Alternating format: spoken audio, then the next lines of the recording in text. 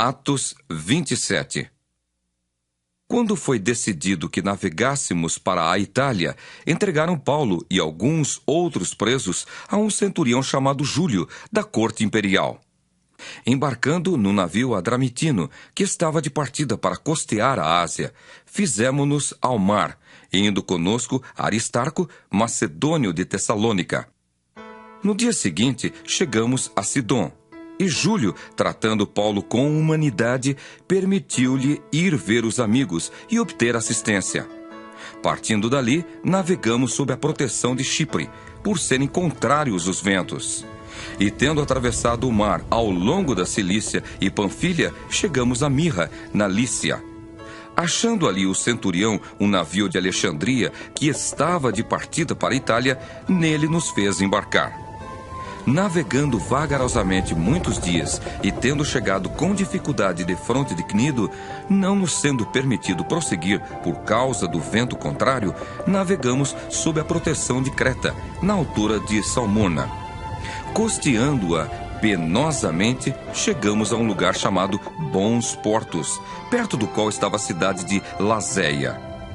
Depois de muito tempo, tendo se tornado a navegação perigosa e já passado o tempo do dia do jejum, admoestava-os Paulo, dizendo-lhes: Senhores, vejo que a viagem vai ser trabalhosa, com dano e muito prejuízo, não só da carga e do navio, mas também da nossa vida. Mas o centurião dava mais crédito ao piloto e ao mestre do navio do que ao que Paulo dizia. Não sendo o porto próprio para invernar, a maioria deles era de opinião que partissem dali, para ver se podiam chegar a Fenice, e aí passar o inverno, visto ser um porto de Creta, o qual olhava para o nordeste e para o sudeste. Soprando brandamente o vento sul, e pensando eles ter alcançado o que desejavam, levantaram âncora e foram costeando mais de perto a ilha de Creta.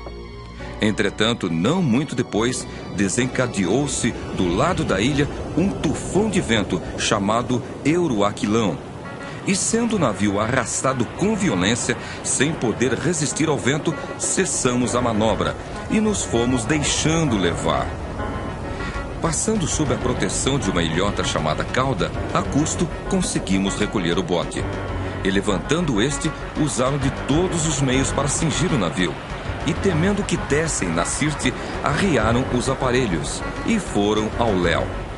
Açoitados severamente pela tormenta, no dia seguinte já aliviavam o navio.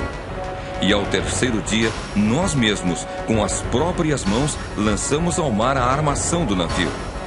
E não aparecendo, havia já alguns dias, nem sol, nem estrelas, caindo sobre nós grande tempestade, dissipou-se afinal toda a esperança de salvamento. Havendo todos estado muito tempo sem comer, Paulo, pondo-se em pé no meio deles, disse: Senhores, na verdade era preciso terem me atendido e não partir de Creta, para evitar este dano e perda.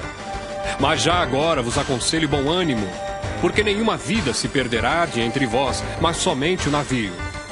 Porque esta mesma noite, um anjo de Deus, de quem eu sou e a quem sirvo, esteve comigo dizendo: Paulo, não temas. É preciso que compareças perante César. E eis que Deus, por sua graça, te deu todos quantos navegam contigo. Portanto, senhores, tende bom ânimo, pois eu confio em Deus que sucederá do modo por que me foi dito. Porém é necessário que vamos dar a uma ilha. Quando chegou a 14ª noite, sendo nós batidos de um lado para outro no mar Adriático, por volta da meia-noite, pressentiram os marinheiros que se aproximavam de alguma terra. E lançando o prumo, acharam 20 braças. Passando um pouco mais adiante, tornando a lançar o prumo, acharam 15 braças. E receosos de que fôssemos atirados contra lugares rochosos, lançaram da popa 4 âncoras e oravam para que rompesse o dia. Procurando os marinheiros fugir do navio e tendo arriado o bote no mar, a pretexto de que estavam para largar âncoras da proa, disse Paulo ao centurião e aos soldados: Se estes não permanecerem a bordo, vós não podereis salvar-vos. Então os soldados cortaram os cabos do bote e o deixaram afastar-se. Enquanto amanhecia, Paulo rogava a todos que se alimentassem, dizendo: Hoje é o 14º dia em que esperando estáis sem comer, nada tendo provado.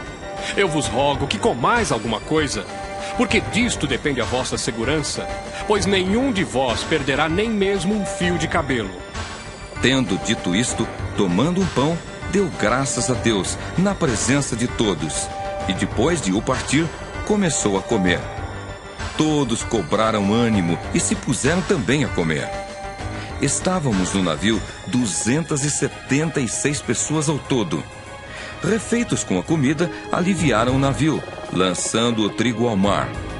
Quando amanheceu, não reconheceram a terra, mas avistaram uma enseada onde havia praia. Então consultaram entre si se não podiam encalhar ali o navio. Levantando as âncoras, deixaram-no ir ao mar, largando também as amarras do leme.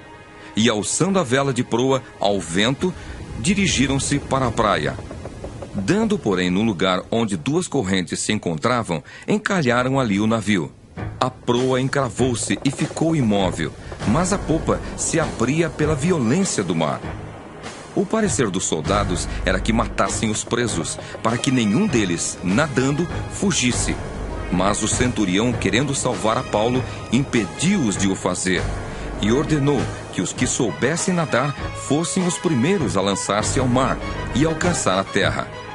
Quanto aos demais, que se salvassem uns em tábuas e outros em destroços do navio. E foi assim que todos se salvaram em terra. Então, Bruno, depois de ouvir essa passagem de Atos 27, um livro da Bíblia, fica aqui a minha oração.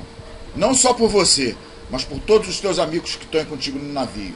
Que Deus possa levá-los e trazê-los em paz. Em nome de Jesus. Um abraço.